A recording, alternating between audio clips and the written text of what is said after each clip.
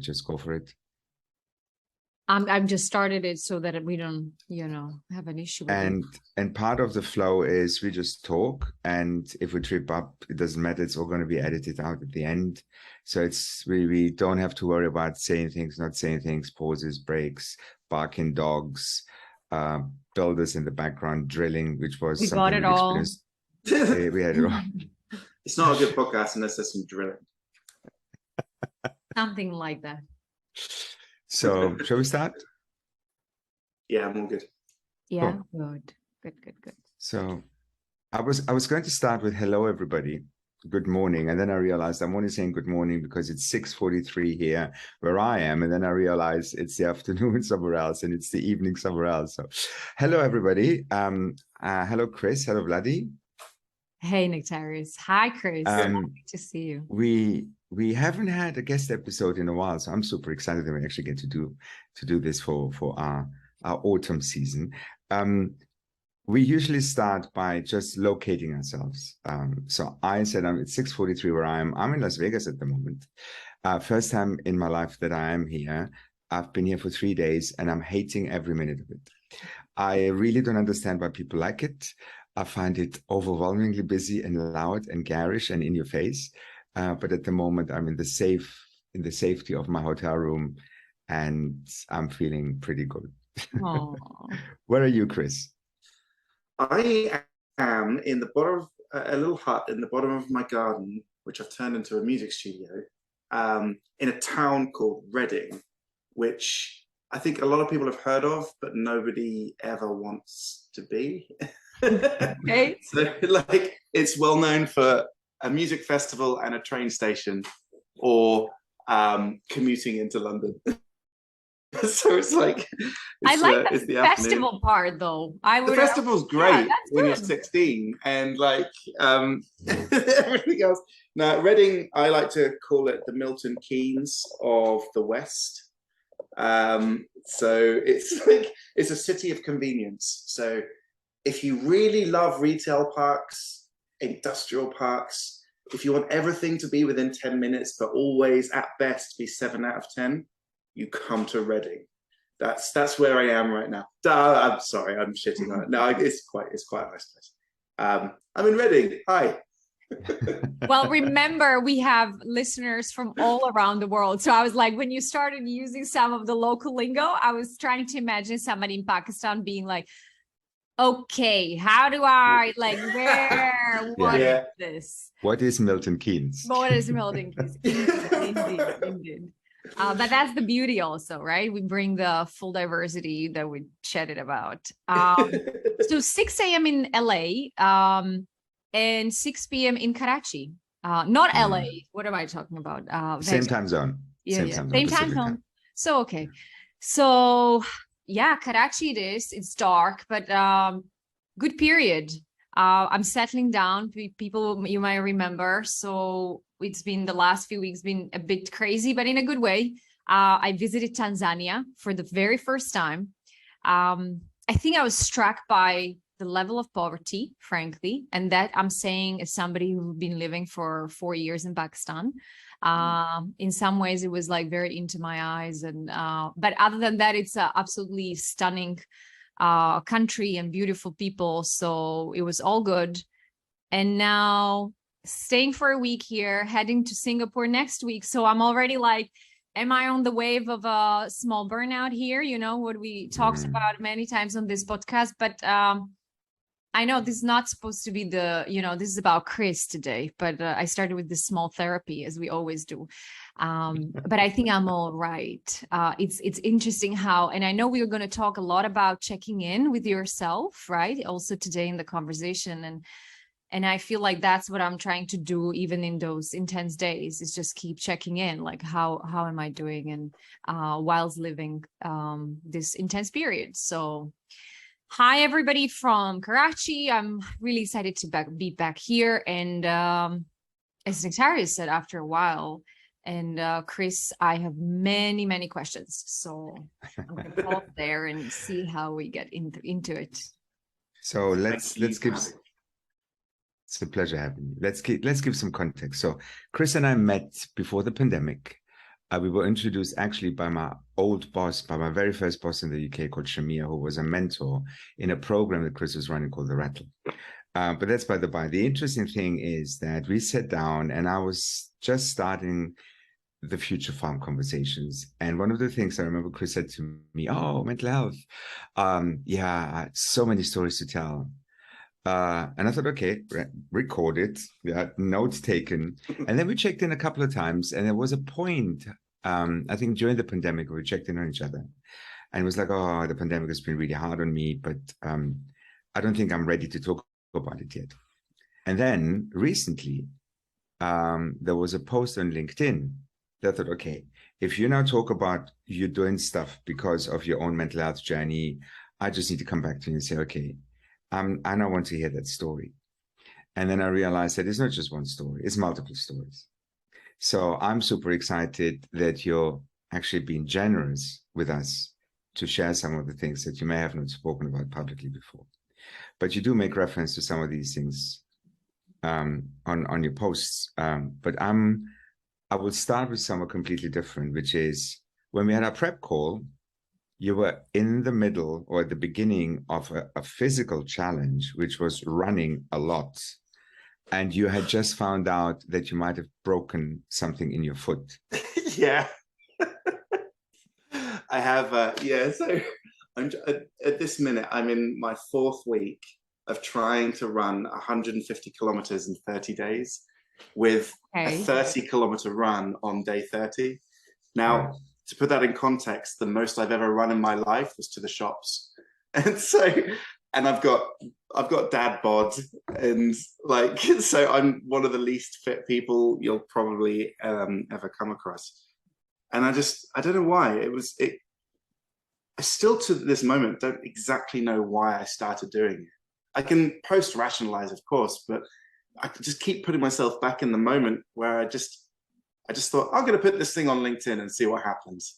And then the second I pressed post, I'm like, oh shit, I've got to do it now.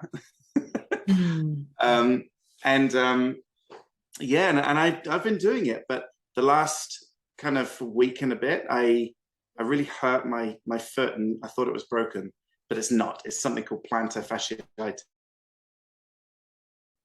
which is it's not serious, but it's just painful. And it kind of prevents me from running. So I've now flipped to cycling. So I've basically tripled all of my targets just to take into account the difference. But yeah, I'm only just behind schedule. I am going to go for a long cycle after this. But yeah, that's what I'm doing. And my foot hurts. Thank you for asking. There is so much to dig in here, you know, like we could take this into pieces, but I'm going to see where Nectaris wants to take it before I dig it. And again, our listeners know now that we chat a lot about a lot of different things, and that we usually have a bit of a conversation before we record. And we ended up having a conversation about what identity do show up with today in this conversation, in this context, in this meeting. Chris, you have multiple identities, right? I mean, you're an academic, as in you're a brain person. You're an entrepreneur. You're a doer person, right? You've started so many different things and also very varied things. Like the Rattle, I got excited because it was something to do with the music industry, which is one of my kind of passions. But you've also been doing all these other things. At the moment, people can find you how you review pitch decks online, which I think is hilarious. But all of this comes with the roller coaster of somebody who starts things that either go well or don't go well. And I think when we first met and you said, oh, I've got all these stories to tell, it was very much led by talking about the things that didn't go well. And when we had a prep conversation, you said you were talking about a particular phase when you were building a business and you were struggling with that. So maybe we can start a little bit with you telling us a little bit about yourself and your own journey, but also bringing in particularly the entrepreneurial endeavors in your career, not as a CV, but maybe the business that you were involved in when things started going a bit weird. Like, I'll be completely candid and say, it's very rare. I feel I have an opportunity to like tell the story without trying to pitch at the same time. Like, it's a really unusual thing, at least for me, over the last 12, 15 years since being a founder, whatever that means. Like you can't help but have half of your mind on, I must be seeking an opportunity after this, or I must leave a certain impression for someone to go away with. And so this for me is, I swear to you, is the very first time I'm turning every single bit of that off. And I'm very consciously trying to turn it off as well, even if it's an ingrained habit. But yeah, I'd like to your point, I guess if I was to tell a very brief summary story without pitching, like, which is really hard, is, I guess, like, I grew up in a working class family in Reading. Woo! And so, as I say, I'm back with grandparents. Grew up in a super working class family. My dad filled vending machines. My mum worked 2 jobs and was a full-time mum. And so we lived on a council estate. And when you live in that kind of area, you either become a bully or you become a geek. There's no real in between. And at the time, I just bloody love Star Trek. Can't believe I just said that. And so I became a geek, buried myself in my room, learned to code, played loads of instruments, all kinds of nerdy things. Thankfully, I was really tall and reasonably big, so I never really got picked on, but I was a nerd. And so when I grew up, I don't know what it was. Like I'm very awkward. I know that. I'm very difficult socially. At least I used to be. I didn't know how to talk to people. I'm mildly on the spectrum. I know that for a fact. And so I found it very, very difficult to engage socially with people without coming across like a dick, frankly. And so I threw myself, like, my escape, and it was an escape, is to try and just be good at things. And for no other reason, really, than to get validation from the outside world to like me. It's so weird. And I've ever said, like, I've become a student of psychology, so I can understand why now. But I didn't understand at the time. You know, I was seeking validation. I was seeking people to, you know, confirm that I was not a dick, basically. And so I learned to code. I learned to perform. I became a singer. I became like, I went on a reality TV food program. I did all kinds of stuff just to seek validation. And I think throughout my late teens and up to mid-20s, I was obsessed with seeking other people's approval. And a byproduct of that, and it is a happy byproduct of that, I just became good at a few things. Like, I'm terrible at many things, but I became good at a few things. And when I look backwards, I'm like, oh shit, well, I can't believe I did all those things. And I started now more recently, and I still struggle with it, but started more recently self-validating instead of externally validating. I still find it very hard though. But yeah, so early 20s, I was in a band. We toured around a load of the UK. We played in front of tens of thousands of people. I was on the first, it got to the last 25 of the first season of Gordon Ramsay's F Word. I went on a cycle mission all the way across Asia, from Bangkok all the way up to Hanoi. I also did my PhD in physics and psychology. I tried to be a spy. That was funny. Yeah, I can't talk much about that. Then, I just like threw myself into everything. But yeah, it wasn't really until my late 20s when I was at MIT. And that's a story in and of itself. Like, I wasn't picked to go to MIT. I happened to be living in Boston, and I forced my way into MIT. I got a part-time postdoc at MIT where I found my people, so to speak. You know, other people who buried themselves in their room when they were a kid, learned to code, learned to do whatever. They're very kind of seeking approval from the outside world. I found my people, and for the first time ever, I started actually focusing on what do I want to be when I grow up, so to speak. And that's when I discovered startups, basically. Anyway, I'll stop there. That's how that came about. And this was all like towards your sort of mid-20s, you were saying? Mid to late 20s, yeah. Okay. So I think we get a pretty good good sense there. Wow. But you know what? Like the way you talk about it right now, it's very beautiful. Like it resonated with me personally a lot, because I work on my self-validation, or the source of validation, right? Not to sort of get it from the external sources, but really to look inwards. And I hear you. I mean, and I feel it's not easy at all. So the way how you sort of described it with this really sort of clear sense of awareness was, yeah, it resonated with me. So just wanted to point that out. No, I find this subject really fascinating for what it's worth. And a very brief aside is that, like, a lot of people confuse confidence with self-esteem. They're very different things. Like, confidence is actually an action. It's something you do.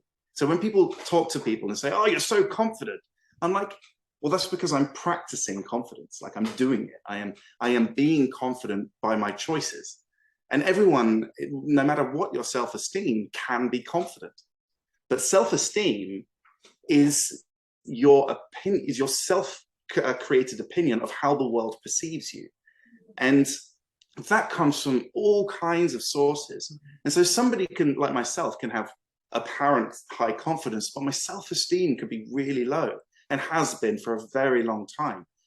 And so, like, I find it hard sometimes when people judge either whether it's, I don't know you too well enough, but like, you can come across confidently to me, and I imagine people say, "Oh, you're very confident. Well, what's the problem?" And I'm like, well, confidence isn't the problem or the solution. It is just a thing. Like, it is self-esteem which is the problem, and that's a combination of guilt, validation, shame, self-congratulatory behavior, pride. It's like all of those things go into self-esteem. That's the thing that needs fixing, not confidence. So yeah, like, it feels like when you look, you know, you have a pot, and when you open, the confidence being at the top, right? That's what you see. But then when you look inside, that's the mess. That's the mess that one needs to work. It's like saying, "Wow, you're a good runner." It's like, cool, you're a good confident person. They're just things. They're things you do. I agree with that. Darren Brown, who's one of my heroes, like, I know he's a popular psychologist, but the writer of all of his work is a guy called Richard Wiseman. Well, used to be Richard Wiseman, Professor Richard Wiseman, I should say, who's one of my all-time favorite psychologists. He's a brilliant man. I got to know him moderately well, and he's like the Renaissance psychologist of a principle called the as-if principle. So in the early 1900s, sorry if this is boring, by the way, you can tell me to shut up and go to a different topic. But I don't even know why I'm talking about this. But so in the early 1900s, a psychologist called William James from Harvard proposed that actually the way our minds work, our emotions work, is that we act first, and then our emotions are our way of us kind of understanding our own actions. So you act, then you feel. Whereas everything before that point was, I feel this way, therefore I act based on my feelings. And so he flipped it over and said, no, what if it's the other way around? And can we create new therapies based on just flipping that one understanding? And he turned out to be absolutely correct. You know, CBT, cognitive behavioral therapy, is an outcome of William James's insight. But in the middle of the 1900s, with Sigmund Freud and whoever else, they were just like, no, it's got to do with your mum or like your dreams or whatever. All of that science was lost from like 1930 to like 1980. It was all just totally lost until Richard Wiseman came along and went, wait a second, that William James guy, I think he might have had something. And so Richard Wiseman and a whole bunch of others started rejuvenating the as-if principle. So confidence is a product of the as-if principle. It is, you behave as if you're confident, so therefore you feel confident. You don't feel confident and then act confidently. That is not the way our bodies and brains are kind of put together. I'm trying to imagine a situation, you know, when we meet somebody on the, you know, in the conference. Nectarius, you can practice now in Vegas. I'm sure you'll meet a lot of confident people. That I am sure about. And you are like, hey, you know, like on the shoulder. Where is your So- self-esteem, buddy? Interestingly enough, the session I'm hosting today at this conference is called Leading with Vulnerability. So it's ultimately figuring out how can you be confident and vulnerable at the same time. It's sorry, I was just listening to you, Chris. I just couldn't help smiling because I just had this feeling, this recognition that we want to talk about one thing, but I think with you on the podcast, we will probably talk about 27 things, and at some point we'll have to come back. No. It's great. It's great because you are this reflective and reflected person, right? So you kind of experience stuff, and then you think about why is this happening, and then you kind of do your research, and then you go deeper because that's what you do, right? You geek out on the thing that you. So, but I do want us to talk a little bit about your experience. I do want us to talk a little bit about, just because we can then take that and go back to the confidence and the self-esteem and everything else that might come up. So you're somebody who reluctantly labels himself as an entrepreneur or a founder. Tell us about the businesses you've built. Yeah, sure. So the first company I attempted to kind of build and grow is called Laboo. And that was born out of the research I was doing at the time at MIT around understanding who influences who in online settings and why. And my co-founder or friend at the time, Richard Hawthorne, and I, we just said, we went through this small program at MIT called Nuts and Bolts. And we thought, why don't we try turning this into a company? And we tried. We raised lots of venture capital to essentially help authors, like writers of books, use this insight around who influences who and why, to find who their super fans are, and then use those relationships as alternatives to more traditional marketing. Now, today, that company I think would be amazing. But at the time, 2009 to 2013, it was just, now in hindsight, just a bit early. The market wasn't ready to pay for influencer marketing or data insights into psychology. It just wasn't what people were really thinking about. And if you try to sell something like that, you need to do a lot of educating of the market. So it didn't really quite grip. But I was annoyingly good at fundraising and annoyingly good at pitching. And I didn't know that at the time, that basically we had a company live 3 years too long. It should have stopped way sooner. But we raised loads of money, built a big team, had brilliant press and PR, and the world felt like, at least, that they loved us. But I totally crashed and burned it by just not listening to a customer, frankly. I just couldn't find the people who were going to turn it from a small concept with a little bit of traction into a big business. But what was happening all the way through the side of building this first company was my first kind of big introduction to, holy shit, like mental health is a big deal, which I'll happily go into. But that was the first company. Crashed and burned because I wasn't doing it right, frankly, and my home life was falling into pieces.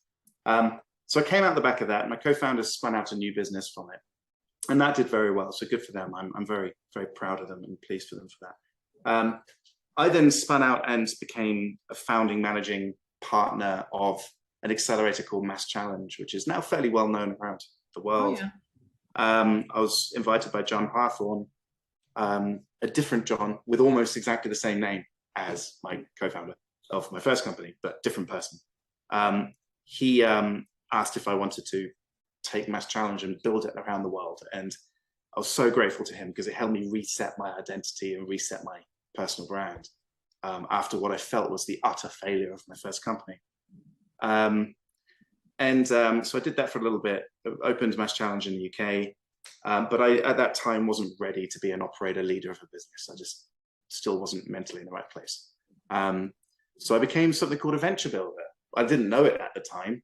I would find just weird and wonderful, crazy human beings who have just made extraordinary things, but have frankly no real clue how good the thing is that they've made. So these are like authors, comedians, psychologists, scientists, whoever. I would find them and I would say, hey, I'll tell you what, if I write you a small check, just a small one, would you consider turning what you've just made into a company and maybe we can build it together? Ended up doing that about 6 times, not always with a check. Sometimes it was just my help and time and support. Ended up doing that 6 times. And of those 6 ventures, only one failed, but one IPO'd, one sold to a huge corporation. So that's 3. And the other 3 are still going really strong. And I found my passion for helping weird humans create amazing things that they never really saw themselves. And that's what founded The Rattle, my current company, which is essentially a studio for batshit crazy humans, mainly in the world of art and entertainment, to start to use the principles of entrepreneurship to like thrive in the outside world. I love it. I love it so much.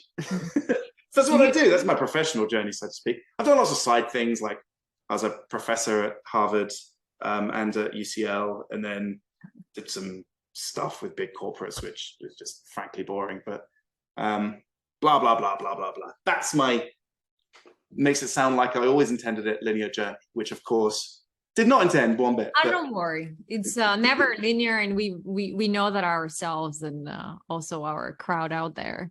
But you know, when you talk about your where you use like crazy people, right? Like the outsiders, and so like the feeling I had was that you arrived home, and the Tyrus and I talk about it on our last check-in about that sense of belonging, and that's what I felt from you. So I don't know whether I'm trying to project it on you or whether that's something that, you know, is true to you.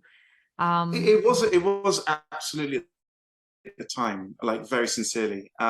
Less so now, and that's not because I don't care for that category of human any less. It is that I just recognize that I'm changing. The things that I define myself as are evolving, and as my personal identity shifts, my kind of the same gusto I had earlier on, I don't have the same energy source that I did back then.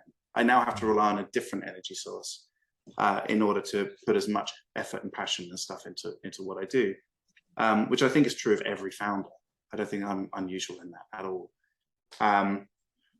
But yeah, at that time, especially 2016, I was like, oh, I found my people again. This is amazing. You know, it felt like, you know, after I came back from MIT, I was like, oh, I found another group of humans which make me feel the same way I did when I went to MIT in 2009. So yeah definitely. Sorry. No, I was just like, you actually brought me back into your, when you share with us the childhood experience, and when you said that, hey, you know, there were the 2 groups, like the geeks or bullies, and you made your choice, and you said that, you know, you finally felt like you found your people, but you actually made me reflect even now about like, hey, I mean, it sounded very like in some ways similar to when you found your people at that time, and maybe there is you know, pattern that go through the life around finding a sense of belonging. But anyhow, not to do a therapy. I actually want to not challenge, and maybe that's not the right word, but I do want to dig a little bit into the first business that you talked about, Chris, where you are actually struggling, because this is the bit, and in the context of finding your people, because you can find your people to start things with and do cool things with, but they're still not the people that you talk about the difficult stuff with. So when you were telling me in our conversation before about what you were facing towards the end of that business, at home, not recognizing what was going on, because you create this artificial worlds where the business world's going fine and the domestic world might not be going fine. Do you mind sharing with us a little bit what went on, especially in the kind of final phases of your last business that you just very casually described as crash and burn? Yeah. All right. Forgive me that if I haven't constructed a way of saying outside of just a private conversation, but I'll try. So I guess this story has a little bit of a backstory, but I'll be brief with it. So I got married for the first time. I'm in my second marriage.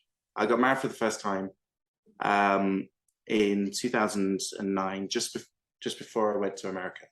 And the reason I moved to America is because my wife at the time, she was like, and is, an extraordinary scientist, like absolute top of the pack scientist, comes with all of the pros and cons of that life. And she won something called the Wellcome Fellowship, which is an incredibly rare, distinguished honor. So she could go anywhere she wanted for 3 or 4 years, fully funded, and do any research she wants, like completely whatever she wants. And so she wanted to go to heaven for scientists at MIT. And so I went with her. And she told me on our wedding day. And so I was like, okay, cool, let's go, let's move. And so that's the reason we went. But when we went properly, the very beginning of 2010, it was Christmas Eve 2009. We were in our kind of hotel at the time, and it was like 2 or 3 in the morning, and all of a sudden she just wakes up and screams at the top of her lungs. I was like, what's going on? I didn't know it would be her, but I just heard the scream, and I just heard a scream, and then I saw from the corner of my eye she just collapsed and fell to the floor. Obviously rushed straight to hospital, all of that kind of stuff, and she was diagnosed with a very rare disease, which at the time, and I think still is now, is incurable. And it's a form of disease where blood vessels due to stress will burst, whether it's on your skin or in your lungs or in your intestines or in your heart. And so as an adult, if it bursts in the wrong place, you will die. Like you will die. There's no ambiguity. And the mortality rate of this disease was horrific. So she was diagnosed Christmas Eve, but she refused to quit being a scientist. And at that time, I didn't know that was good or bad. You know, to her full credit, she's a wonderful, wonderful human. She powered on. But what that meant is, like, every few months, that it would flare up again, and straight to A&E, is she gonna live? Like, that's how I felt every time. Some of them were far less serious than others, of course. But there were moments where I'm like, I'm probably not going to see you again. Like, and it really filled my brain. And this was at the exact same time my co-founder and I said, hey, like, because I didn't have a job. I was like, why don't we start a company? And I foolishly, like a moron, and this is the biggest mistake now I think I made, is the first company, Laboo, I was driven to make it. I can't speak for Richard, but I was driven to make it because my wife's condition was triggered by stress. And one of her ambitions, at least I believed at the time, was she wanted to be an author. Like, so I thought, okay, I don't know why I thought this, and I still can't believe it. Like, I'm like, okay, if I put all of my efforts into making life for authors easier, I can cure her. Like, it's honestly, as fucked up as that sounds, that's honestly how I felt. And forgive my language, I'm sorry. But that's genuinely what I thought. And I never told my co-founder that's the reason I was really driven to make the business. I didn't even tell my wife that's the reason I was driven to make the business, but it really was the reason I was driven. Like, did you know at that time? Do you think you knew at that time why you? Yeah, Okay. Yeah, that was a conscious choice. I remember it distinctly. I remember thinking to myself, keep going, you're gonna fix her. Like, I kept thinking it. I'm like, keep going, it's worth it, you can fix her. Obviously it's ridiculous in hindsight, but now I recognize my mental health was utterly impaired pretty much from the beginning. Because that is not the thought of a rational human being. Like, we all know that. It's like, of course you're not gonna fix her. Come on, it's like science, medicine will fix her. A changing of a lifestyle, recognizing the source of the issue will fix her. Not, let's make her an author. Like, that's not going to work. But I convinced myself, because I felt useless, that if I carried on with that, life would get better. But she kept getting worse and worse and worse and worse. Her mental health had challenges, obviously, as a direct result of that disease. I had mental health challenges, which I didn't recognize at the time. And that had an enormous impact on my marriage. I mean, it is the reason the marriage self-imploded. And I'm going to say it. I have never said this. I just remember, like, it's February 2013. Okay, I'm going to say it. Fuck it, I'm going to do it. February 2013,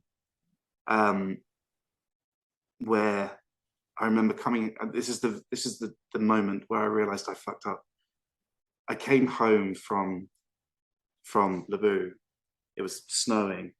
I came home and walked into our apartment, and she wasn't there. And I thought it was weird because there was a big snowstorm. And I opened my my email, and I had a message from her, just one line, which said, "You'll never see me again." Oof. And she was gone. I thought she was dead. Wow. That's what I thought for like at least a week. I managed to track her down, and thankfully she wasn't. But that was the point where I'm like, oh my word, I've fucked up. And that was the point where my life turned around in many ways. So the marriage was a goner. There was no way I could recover from that. That was a goner. I tried, but I also messed up the recovery in many ways. Yeah, that's when I started becoming obsessed with, like, maybe I'm a bit broken. Like, maybe I'm the one at fault here, actually. Maybe I didn't realize that my impaired mental state is as much a cause as it is a symptom of both my company's, like, challenges and my relationships challenges. You know, unable to find a customer, like, it's nowhere near as important as someone's life. Of course it's not. But it's another symptom of me being unwilling to look at reality. And marriage, unwilling to look at the reality of where we were as human beings. Anyway, yeah. So I'm still unpacking it, but it's Of course. that happened. Wow. Well, thank you for being so honest and raw with us, really. I would say a pleasure, but it's uncomfortable. Yeah. I think we both had a moment of when you said you opened the email that I could see Vladdy, and I had the same experience where it was like, was this? Yeah. It sounded a little bit like a novel to me. I mean, in no way am I don't want to simplify it. It's your life. Okay. You know? So please, I meant that with respect, but I think that was that sort of scale of, wow, like, okay, is this really how things can happen? But you know, the one thing that I'm thinking about is that, so you were quite aware that your intrinsic motivation for founding your first business was to help your wife at that time, right? Save her. It's in some way sort of contribute to her happy life existence in some way. I guess obviously it was connected to you and your meaning and reasoning, and I guess being on the earth. What was happening with the business? Because at the point of, okay, so the marriage doesn't work, the person for whom I thought that I'm doing this is gone. Can you tell us what was happening with the business at the same time, Yeah. and maybe where you were in that thinking? Yeah, so, like, oh dear, like, again, a lot of this is now in hindsight, but I doubled down on my founder personality as opposed to, because we all carry different personalities to use in certain instances. That's just normal psychology. You know, this idea that we all have one personality it's been disproven 100 times. It's all very contextual. But, like, I didn't have any proper friends. Like, I had founder friends, startup friends, work friends. Like, when you make a company, you throw your entire existence into that thing. And that means every acquaintance you have there's some small or to greater to a lesser degree, there's some transaction involved, whether you like it or not. It's like, oh, they may be able to introduce me to an investor, or oh, one day I might ask them to join my team, or along those lines. Like, you always have that micro transaction in any relationship when you're building a company. And so when that part of my life deteriorated and our genuine friends felt like they had to pick a side, because they did. I didn't see that at the time either, but I do now. Like, they all had to pick a side. And, you know, I was in hindsight, the aggressor, so to speak. I made our home life awful by being so doggedly determined to make a company work that I neglected the very person that I was trying to help. And so, like, this kind of absence of friendships meant I doubled down on the personality of being an entrepreneur. So every pitch became twice as intense. Every founder relationship became even more transactional. And I started without realizing it. And I can't believe I'm going to admit this either.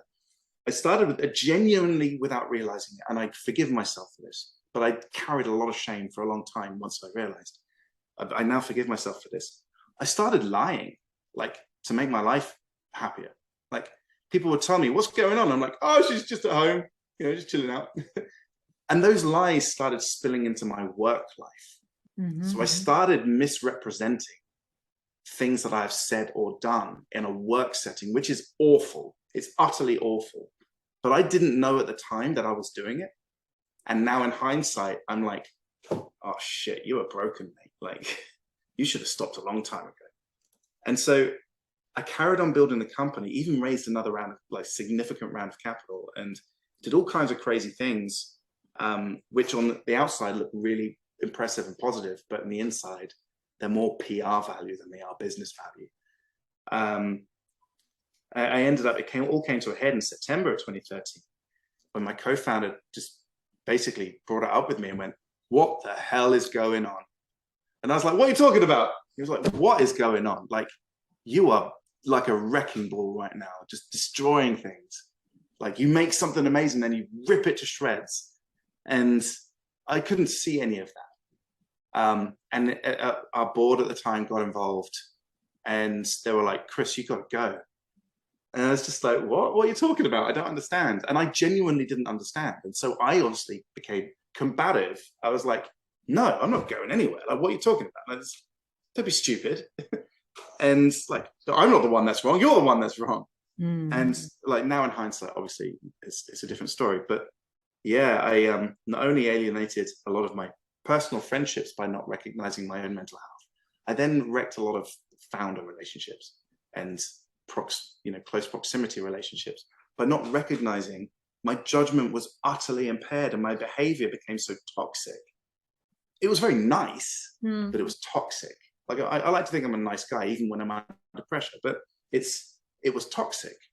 Like, not being honest, you know, white lies. I was like, it's fine. It's just a little white lie.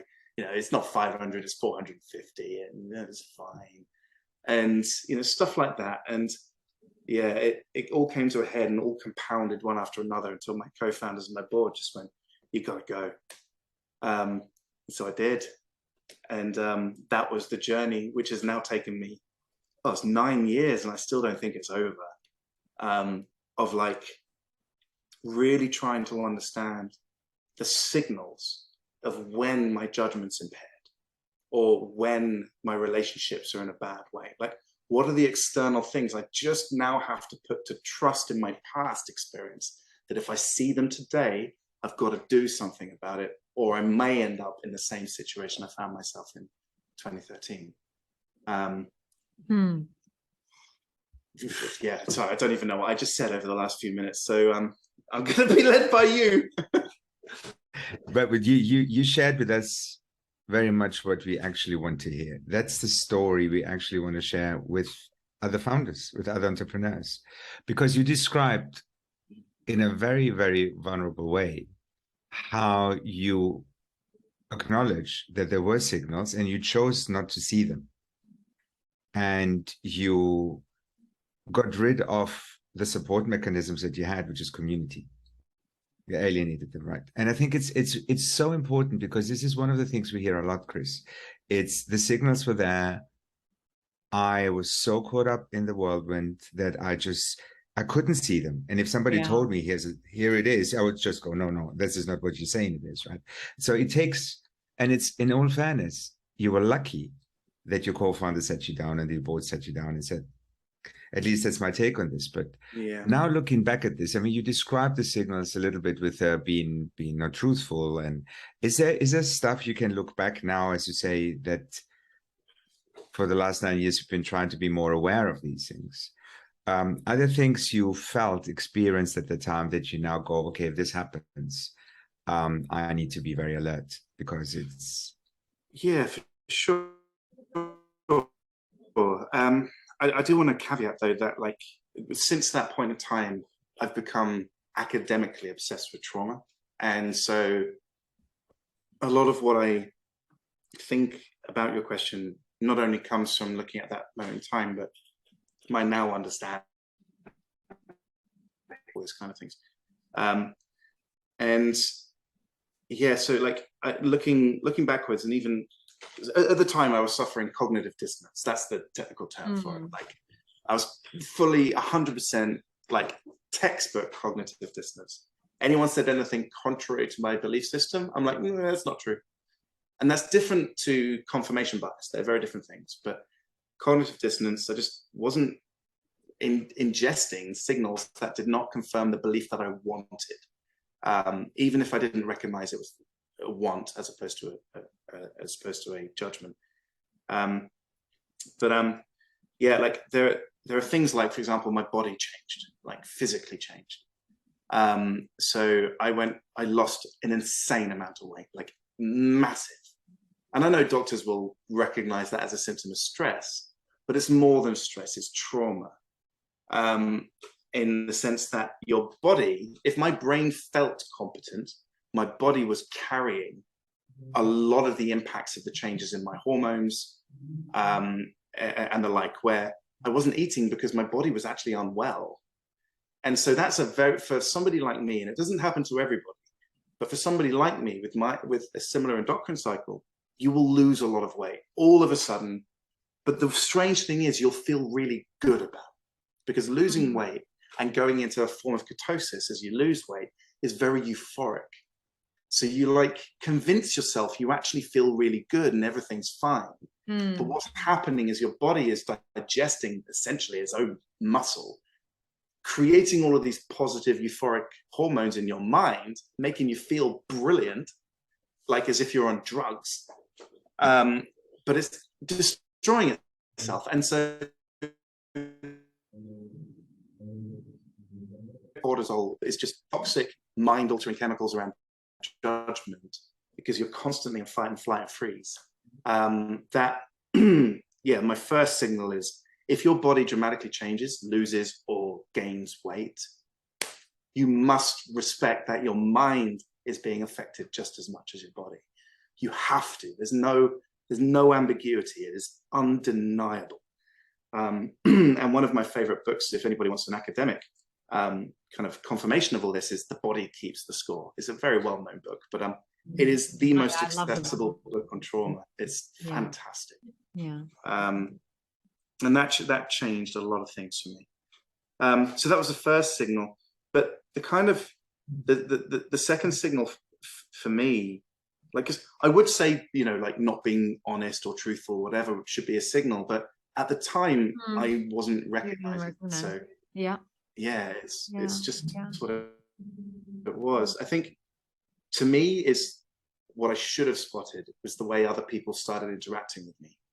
That is the clip. You go and meet people and their first thing is, are you all right? You like, you've got to take that in and acknowledge that somebody has observed you are different to how you were before.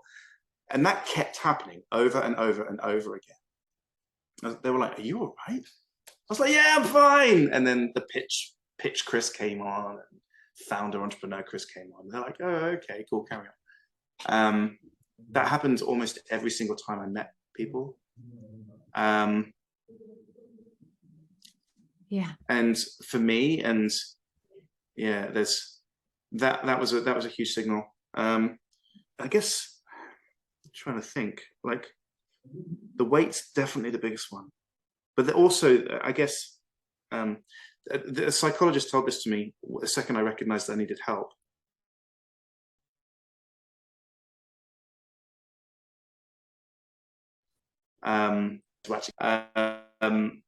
He turned around to me and said, "Look, you've got to recognize that there's guilt as an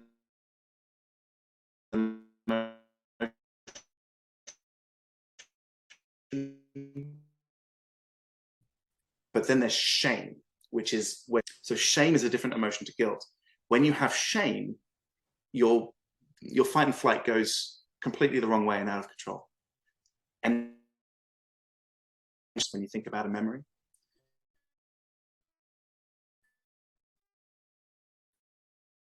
that's something you go, oh, I physically feel sick. That's not guilt, that's shame.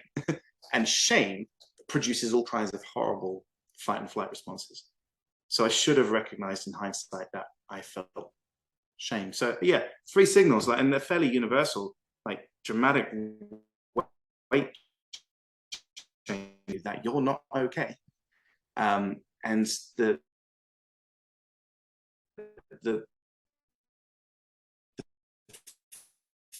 physical things, get some help, like just do it, like don't even hesitate. When I was moving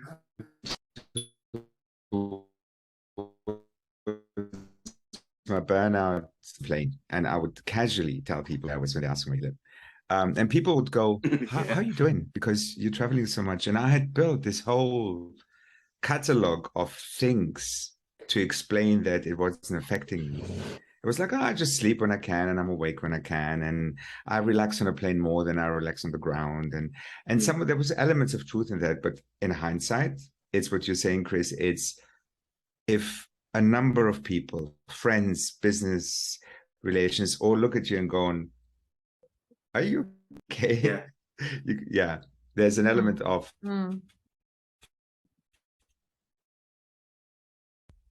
yeah, in Singapore, whose friends had a stage intervention because they were not capable of hearing. And in a way, this is not going to work. You talked a little bit about that led you to seeking help. And for us, it's also very important that we get our guests to share what were the things that they found helped them when they realized that they need to do something about it. So do you want to talk a little bit about that? Yeah, like in my case at that moment in time, at least, because I still didn't. I'm a scientist. At least I'm kind of trained to think like a scientist. So at that time, I wasn't armed with the knowledge to have known to have gone for help. So the reason I went for help was not because I recognized I need help in the more classic sense. I actually went because I tracked down my ex-wife, and I was like, I want to make that work. I want to fix that. And I said, okay, what's going to help me? I'm going to see a psychiatrist to see if they can make me better at rebuilding that relationship. Whereas what that professional actually noticed is that I was suffering deep trauma, and instead of trying to help me with my relationship, he just focused on me. And so I went into help for the wrong reason, but I got the right help. And yeah, so I did ask for help in the wrong ways. I do remember doing that. For example, when I sensed that my professional world was tumbling, I went to like professionals, as in my peers, as in other founders and other entrepreneurs, for help. Now, that might sound like a good idea, and I'm fairly sure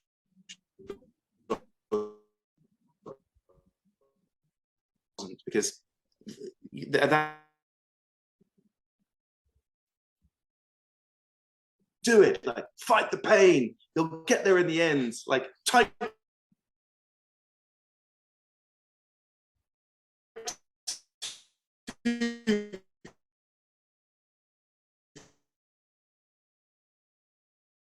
fun.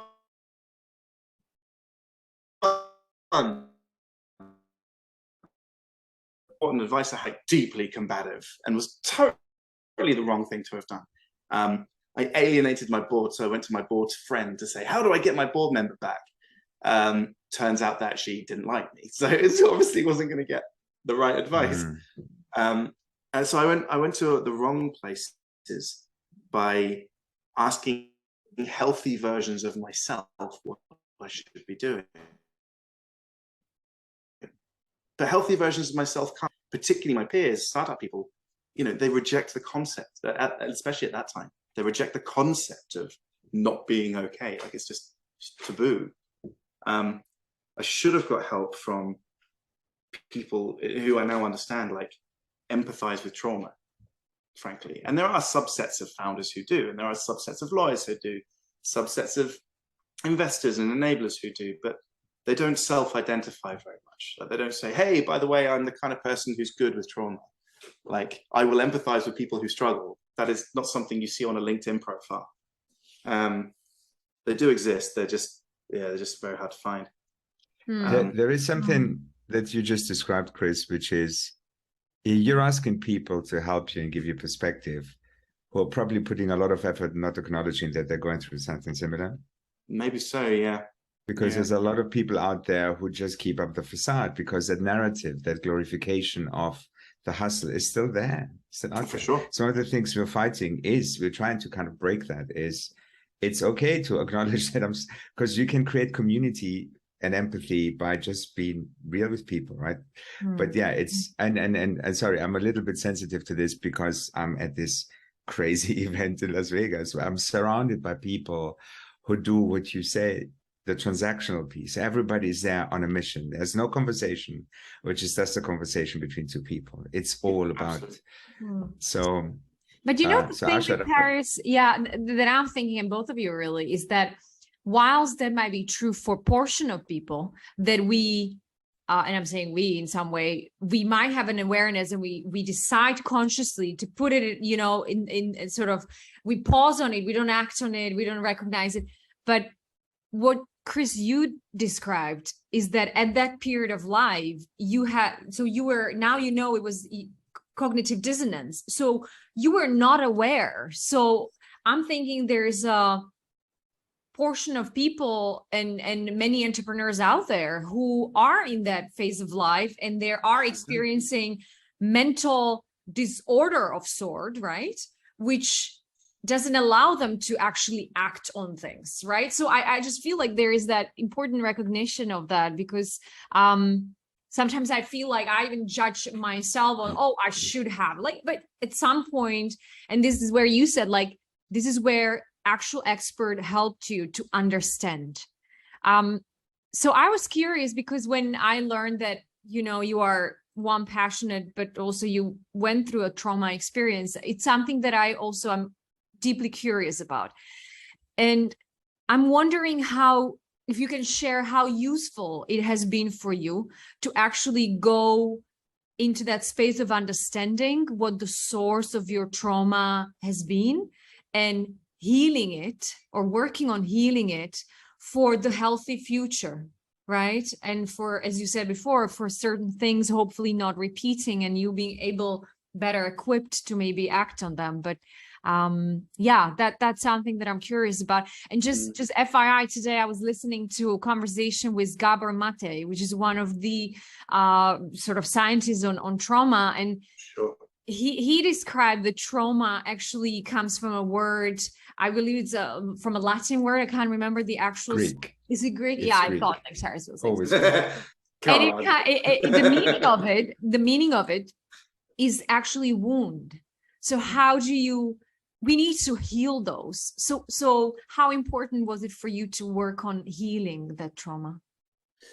Yeah, it's interesting. It's like a lot of what I think today, I'm not entirely sure when I first thought it. So it's hard for me to give a linear, Makes like, sense. hey, at this point I realized this, and then this occurred, and I realized that. Like, our minds don't work like that. Like, we craft stories. That's how we form memories. And a lot of those stories are not designed to be accurate. They're designed to be kind of things you build upon. which sounds ironic, but it's just the way our minds work. Yeah, like shortly after that kind of medical intervention, so to speak, September 2013, that's when I was like, oh, I'm a scientist. A scientist has told me, somebody I respect, because of their academic background, told me that I'm suffering trauma. What's trauma? And it just snowballed without me realizing it. So Richard Wiseman, I first dove into into like a really serious degree, and then I went to all of his references and started reading all the science papers that he would reference, and that then led to Body Keeps the Score, and that led to William James, and it led to all kinds of other things. And for me, I'm a type of human where I must understand how things work. I'm driven for that. Like I always am. Like I like solving problems because I want to understand how the problem came about in the first place, deconstruct it, and so I used like what I loved doing to help me understand what happened. And I didn't know at the time, at least I don't think I knew at the time, that that would also be healing me, so to speak. So it wasn't necessarily a conscious effort to heal. It was more a desire to understand, which we now know is part of the healing process of trauma. So yeah, I ended up, as I say, obsessively understanding trauma, and I started to build that science into every single thing that I did in my professional life, whether it was venture building or who I'm going to work with in building these projects, or teaching at UCL and at MIT, and at Harvard, I would like bring psychology into every single lesson. I even started writing a book with a friend of mine, which intended to be psychological one-liners, which make you reimagine an event that might be happening in your professional life. And these are really silly things, like we're calling it, the kind of working title of this book is We're Just Trying to Sell You a Book, because most ex-founders only write books because they want to sell you a book. Like they're just like pretending they've got some advice, but actually they're just reworking other people's advice. So we're just like, fuck it, let's just be honest. We're just trying to sell you a book. And that immediately makes you think about the book differently. And then inside the book are like these one-liners with like crazy graphics, things like, you don't deserve a CTO. And you're like, huh? Wait a minute, I never thought whether I deserved one. Or like, corporations are like aircraft carriers. Like, yeah, they're slow to turn, but fuck, they can launch planes. And you're like, oh yeah, actually they can. And so that there are all these kind of things which I digress. These practices help me realize what went on. And I do think there was a lot of luck in just that I happen to love trying to understand how things work in order to understand my own situation. And it led to now this hindsight, which I don't think I would have had otherwise. And do you feel today that I'll interrupt. So just Yes. briefly, I had like 2 knocks on my door. Keep talking. I'll be back in like 1 minute. Yeah, no, it's fine. Okay. So I'm curious, Chris, like, do you feel that today the motivations of your important decisions in life, such as writing a book, founding another venture, working with these and those people, are they coming from more healthier place, or a place that feels authentic to you, genuine, something you are in peace with, that is nurturing to you? That is a great question. I'll be honest, and I first of all, I don't really think about it to that degree. And it sounds ironic, but so for example, I'm about to start another venture because I just can't help it. But I'm not thinking as I start it, I'm not thinking, what's the best for my mental health? Like, what are the conditions that's going to make this a good thing for my mental health? And those aren't really even considerations. But I have built habits over the last kind of 8 to 10 years, which have built a better structure for me to work within, so to speak. You know, these are things like recognizing signals. So, you know, if I sense my weight dramatically changing, I've got to do some interventions into my mind to figure out whether that's healthy or whether it's just the fact that I really love Pringles. So, like, really got to understand like what's going on. But I use those signals, or as has happened previously over the last 5 years, friends and family going, "Are you all right?" And I remember in just as the pandemic started, you know, I put on my, you know, because now this is with the Rattle, my current company, I put on that CEO face with so did my co-founder John, another John's everywhere. But up at the CEO hat on and went, "We're gonna be fine, let's do this thing, yeah, woo, hustle." At the beginning of the pandemic, but I started having dramatic weight changes. My now wife, who's a brilliant human being, I don't know how she puts up with me. Yeah, her and her family and our friends started going, "Are you all right?" And I'm like, "Oh, that's one of my signals." Got it. All right, I got to do something. So the signals became stronger. That's what I'm taking from it. So signals became stronger. Your ability to recognize them, and even it seems like willingness to act on some of them for your own sake and for your health. And it's, I mean, I'm just reflecting, right? Which we do also, like bringing, as we always humans do, bringing ourselves into this, you know, with this ego sense. But I do ask myself quite a lot, like why I'm doing what I'm doing. And I hear that even sometimes that can be counterproductive or not healthy because you can start cycling and stuff.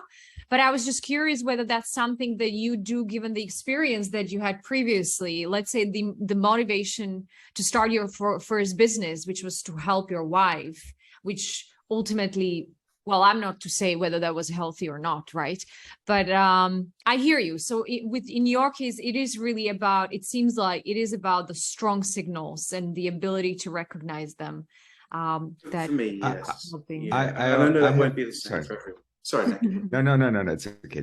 I had another reflection in that, which is, we haven't really acknowledged it, but your curiosity to understand, to deconstruct and reconstruct and all that also shows one of the things that we feel really passionate about, which is we want people to learn to develop the ability to self-reflect, understanding how you tick and what you need to make sense of it. Not everybody needs to understand how it works, but people who know that they don't need that then can deal with their own way. So it's this ability to go, yeah, I've been around for a bit. I had some experiences. I know that there's certain things that I need to allow me to look for help, to allow me to recognize the signals. And you've been indirectly very, very explicit about this. But I just wanted us to acknowledge it. I'm also going to, and if we will cut this out, also acknowledge that we've actually been talking for over an hour. Yeah. And I'm saying this only to say we're not going to go down the other avenue, and that's absolutely fine. We've talked a lot about a lot of important stuff, so I think maybe it's a good moment to wrap up slowly, mindful of time. But also, I think, Chris, we'd love to have you back. I'd be thank you. Like I've got a bit more time, but I understand that this is your show, so like do what is best. There's I think it's so hard. Like all of this is so hard. Like a lot of mental health, particularly in the world of entrepreneurship and founders. Like I am a reluctant founder. I don't identify as a founder. I identify as a creator. I make stuff. Like at every possible turn, I either need to break something and remake it, or just make something from just first principles, like whether it's food or music or startups or tech or whatever. Like I'm just obsessed with learning the tools of making things and then making something, even if it's shit, like just the act of making it.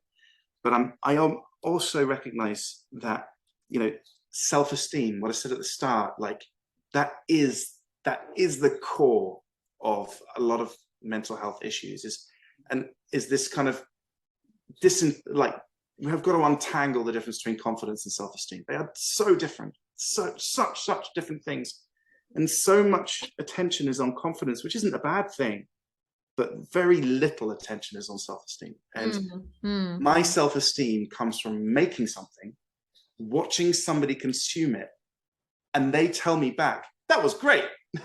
Because I am an externally validated human, which developed when I was really young. I cannot change that, or at least I cannot change it easily. I am externally validated, and I'm good at making things. And so unless I'm making something, I will not be happy. And that is something I lost sight of in my first company. It's only the last 3 or 4 years that I've really recognized how important that is to my self-esteem, as opposed to my confidence, that I now feel like a more rounded, informed human around my personal mental health. There's science and there's academic stuff, but the way that applies to an individual, they're not always copy and paste. Like you can't do that in some cases. But yeah, it's a beautiful way to maybe wrap up. But the reason why I'm saying it's beautiful, because you brought us where we started, and it felt like really awesome cycle, right? Or around, and you brought us back to a place of having a healthy relationship with ourselves. And also, guys, are you there? Yeah, we're still here. Oh, seriously. Okay. We'll cut this out, man. On my side, you froze. So you brought us back in a cycle to a beautiful place, which is about really building that healthy relationship with yourself, or for everybody with ourselves. And I think something my therapist shared with me, which is about really recognizing and learning what your resources are. So when it's really hard to stay in that place, what is it that you can lean back on or bring as power, right? To hold you from the back.